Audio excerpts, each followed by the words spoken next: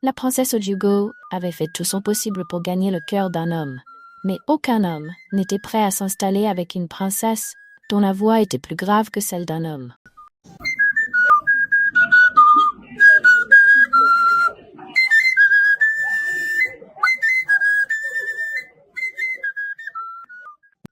Il était une fois une très belle princesse nommée Ojugo, qui était la fille unique du grand souverain du royaume d'Uli. La princesse Ojugo était extrêmement belle, mais quelque chose en elle se démarquait, car la princesse avait la voix d'un homme. Elle parlait d'une voix très grave, qui choquait quiconque l'entendait parler. La princesse détestait le regard des gens chaque fois qu'elle parlait, et cela l'amenait à parler moins, car elle faisait tout pour éviter les regards étranges qu'elle recevait toujours. Un jour, un très beau prince du village voisin est venu au palais pour dîner avec la princesse. Il a vu la princesse lors d'un récent festival et sa beauté l'a attiré vers elle. Alors qu'ils étaient assis l'un à côté de l'autre, Ojugo sentit son cœur s'emballer. Elle craignait la réaction du prince lorsqu'il l'entendrait enfin parler. Alors la princesse Ojugo fit tout son possible pour rester muette. Elle sourit pendant que le prince parlait, utilisant des gestes de la main et des mouvements de la tête pour communiquer ses réponses au prince. Il trouvait déroutant que la princesse ne lui ait pas adressé un mot. Rempli de curiosité, le prince demanda à la princesse pourquoi elle avait refusé de parler. La princesse Ojugo le regarda droit dans les yeux, alors qu'elle rassemblait le courage de parler enfin. Immédiatement, la princesse s'excusa auprès du prince. Sa voix grave résonna dans la pièce, faisant presque renverser son verre au prince. Malgré son charme et sa beauté, le prince ne put se débarrasser de son malaise alors qu'il quittait précipitamment le palais de son père. C'était le 5e homme qui quittait la princesse à cause de sa voix grave, et cela la blessa profondément alors qu'elle se retirait dans sa chambre et se mit à pleurer. La princesse Ojugo avait fait tout son possible pour gagner le cœur d'un homme, mais aucun homme n'était prêt à s'installer avec une princesse dont la voix était plus grave que celle d'un homme.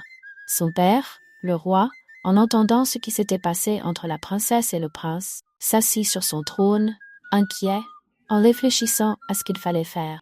Tous les meilleurs herboristes du coin sont venus pour accéder à la voix de la princesse et ont prescrit plusieurs plantes médicinales, mais aucune de leurs recommandations n'a fonctionné, car la voix de la princesse s'approchait à mesure que chaque jour passait. La nuit tomba, et le roi, toujours assis sur son trône, pensait, lorsque ses gardes s'approchèrent de lui, pour lui révéler que leur village venait de subir une petite attaque. Les gardes avaient un regard choqué sur leur visage, alors qu'ils racontaient au roi qu'un homme étrange, que personne ne connaissait, avait capturé à lui seul les auteurs, sauvant tout le village des mains des assaillants. Le roi les regarda avec stupéfaction, alors qu'il se demandait qui était cet étrange guerrier. Au petit matin, les villageois parlaient tous à voix basse de l'étrange homme, et tout le monde se demandait qui il était et où il avait pu aller. Même la princesse Ojugo fut choquée d'entendre comment l'étrange homme avait combattu plus de 10 hommes à lui tout seul, et se demandait d'où il tirait une telle force. Cependant, son esprit se souvint rapidement de sa rencontre avec le prince la veille, alors que son visage s'assombrissait de tristesse. Elle se regarda dans le miroir et se demanda comment une belle fille comme elle pouvait avoir la voix d'un homme. Ojugo était assise dans sa chambre en train de réfléchir lorsque sa jeune fille préférée, Ola, entra dans sa chambre et essaya de lui remonter le moral. Ola avait une façon de faire sourire la princesse chaque fois qu'elle était accablée de tristesse, et c'était pourquoi la princesse l'aimait tant. Les jours passèrent, et les villageois ne pouvaient s'empêcher de parler de l'étrange guerrier qui avait sauvé leur village. Tout le monde voulait savoir qui il était, et bientôt, des rumeurs commencèrent à circuler, selon lesquelles un jeune homme du village, nommé Agi, était présenté pour dire qu'il était celui qui avait sauvé les villageois de leurs ennemis. Toutes les jeunes femmes du village s'intéressèrent à lui, car elles admiraient sa force extraordinaire. Même le roi demanda à voir Agi, car il lui offrit le poste de garde personnel au palais, et Agi était si heureux de travailler pour le roi. Il était responsable des gardes du roi et avait sa propre chambre au palais. Agi ne pouvait pas croire à quelle vitesse sa vie s'était transformée, alors que les gens commençaient à le respecter et à l'admirer. Il affichait ses muscles dans le village, se vantant de sa force extraordinaire et de la façon dont il avait combattu à lui seul 10 hommes costauds. Au palais cependant, la princesse Ojiugo dormait un après-midi chaud. Lorsqu'elle fit un rêve, elle rencontra un très bel homme qui se présenta à elle comme l'homme qui avait sauvé leur village de l'attaque. Princesse Ojiugo écouta l'homme raconter comment il était piégé et incapable de s'échapper. La princesse Ojiugo essaya de comprendre de quoi il parlait lorsqu'elle se réveilla de son sommeil et réfléchit à la signification de son rêve. La princesse Ojiugo se retrouva à penser à l'homme étrange, car toutes ses pensées étaient maintenant remplies d'images de lui. Elle ne pouvait pas le quitter des yeux et décida de le retrouver et de le libérer de l'esclavage. Une nuit, alors que tout le village dormait, le village fut à nouveau attaqué par leurs ennemis. Agi, qui dormait profondément dans ses quartiers, fut réveillé par des cris forts et de l'agitation. Les gardes du palais se précipitèrent pour l'informer que l'homme étrange avait sauvé le village une fois de plus. Et Agi, choqué et embarrassé, réalisa que sa tromperie avait maintenant été dévoilée. Terrifié par ce qui pourrait lui arriver, Agi décida de découvrir la véritable identité de l'étrange guerrier, espérant l'éliminer et cacher son secret. Ainsi, une nuit, Agi mit le feu à certaines des huttes des villageois, sans se soucier des conséquences de ses actes. Il savait qu'en agissant ainsi, il ferait sortir l'étrange homme de sa cachette. Comme il l'avait prédit, l'étrange homme, sorti de l'ombre, sauvait les habitants de la hutte en feu. Et Agi observa de loin le bel homme sauver les gens de la hutte en feu et s'échapper de leur présence. Agi suivit l'étrange homme et fut choqué par ce qu'il découvrit. Ce n'est pas possible, se dit-il, alors qu'il s'arrêtait, confus. Au matin, la nouvelle des bonnes actions de l'homme étrange se répandit à nouveau dans le village, atteignant le roi, qui avait maintenant désespérément envie de rencontrer l'homme étrange. Le roi, réalisant qu'Agi était un imposteur, le releva de son poste de garde personnel. Le roi décréta alors que quiconque connaissait l'identité de l'homme étrange et où il vivait devait se manifester, car il serait grandement récompensé par lui. Tout le monde était maintenant à l'affût pour découvrir l'identité de l'homme, dont l'identité était restée un mystère pour tout le village. Agi, sachant qui était l'homme étrange, s'approcha du roi pour lui révéler que l'homme étrange vivait dans le palais avec le roi. Il raconta les événements de la nuit précédente et comment l'homme étrange s'était transformé en princesse sous ses yeux. Il regarda avec émerveillement la forme musclée du jeune homme, se transformer en le corps élancé de la belle princesse, qui grimpa dans le palais à travers la forêt. La princesse Ojiugo se transforma en guerrière la nuit, mais elle n'était pas consciente de ces transformations. Alors qu'elle croyait être au lit en train de dormir, son corps se transforma en celui d'une guerrière qui protégeait les gens la nuit, s'assurant qu'aucun mal n'arrive aux habitants du village. Lorsque Agi fit cette révélation au roi, celui-ci le réprimanda et ordonna à ses gardes de l'emmener. Le roi ne pouvait pas croire que sa fille bien-aimée se transformait en homme la nuit. Cette pensée le terrifiait énormément. Déterminé à découvrir la vérité, le roi resta éveillé cette nuit-là. Alors que la lune se levait, il regarda avec étonnement la princesse Ojiugo se transformer en puissante guerrière. Les larmes lui montèrent aux yeux lorsqu'il réalisa le fardeau que sa fille portait. Le roi s'adressa alors au guerrier, lui demandant pourquoi il avait pris possession du corps de sa fille.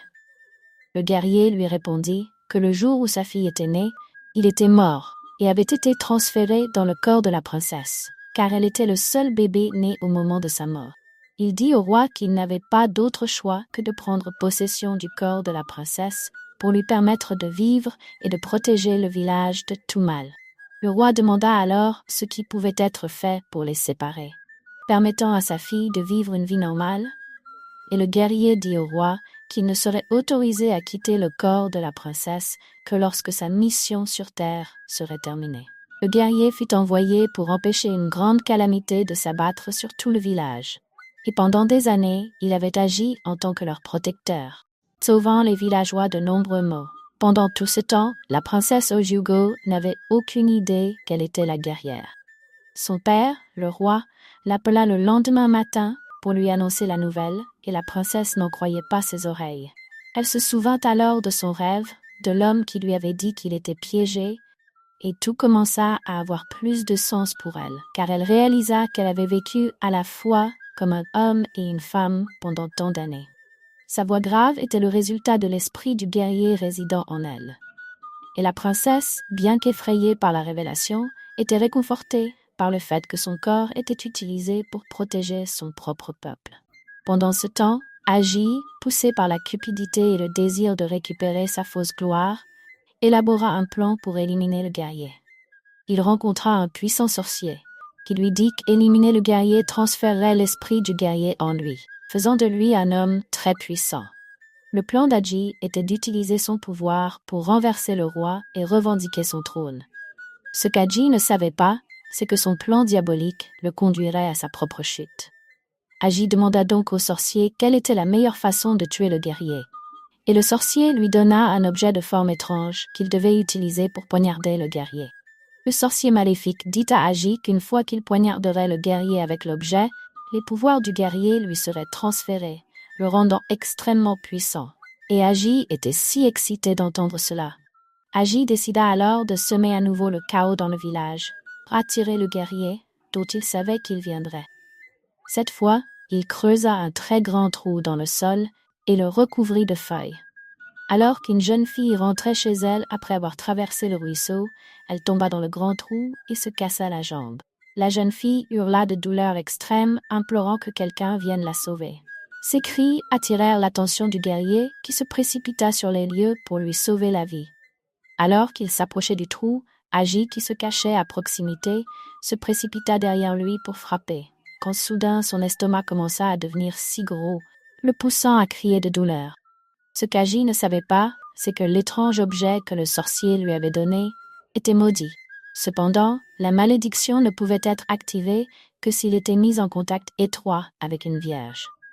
Agi, inconscient de cela, rapprocha l'objet de la jeune fille vierge qu'il avait piégée dans le trou, faisant gonfler abondamment son estomac. Sa cupidité se retourna contre lui, car Agi commença à subir les conséquences de ses actes. Tout le village entendit ses cris et se rassembla, alors qu'ils l'emmenèrent directement chez le roi, qui le bannit du village et l'avertit de ne jamais revenir. La Vierge innocente fut sauvée, et la calamité qui devait s'abattre sur tout le village fut évitée, rétablissant la paix dans le village. La mission du guerrier fut accomplie, et son esprit quitta finalement la princesse, qui ressentit un profond sentiment de soulagement. La voix grave de la princesse Ojugo se transforma en une voix très douce et apaisante, choquant tout le palais, y compris son père le roi. La nouvelle de la transformation des princesses se répandit dans le village, et tous les hommes, qui avaient autrefois rejeté la princesse à cause de sa voix, regrettèrent leur décision. Certains vinrent même lui demander sa main en mariage, mais la princesse les rejeta sans réfléchir à deux fois. C'est ainsi que la princesse rejetée devint la plus recherchée de tout le village, car sa voix non seulement se transforma, mais devint la voix la plus apaisante que les villageois aient jamais entendue. La leçon à tirer de cette histoire est que le mal a toujours une date d'expiration. Ne creusez pas de fosse pour les autres, car vous pourriez tomber dans la fosse et vous détruire. Apprenez à respecter et à considérer les gens, quelles que soient leurs caractéristiques uniques, car chacun a quelque chose de précieux à offrir. La pierre rejetée, dit-on, peut un jour devenir la pierre angulaire. Alors soyez gentils avec les autres et répandez l'amour partout où vous allez. J'espère que vous avez apprécié l'histoire.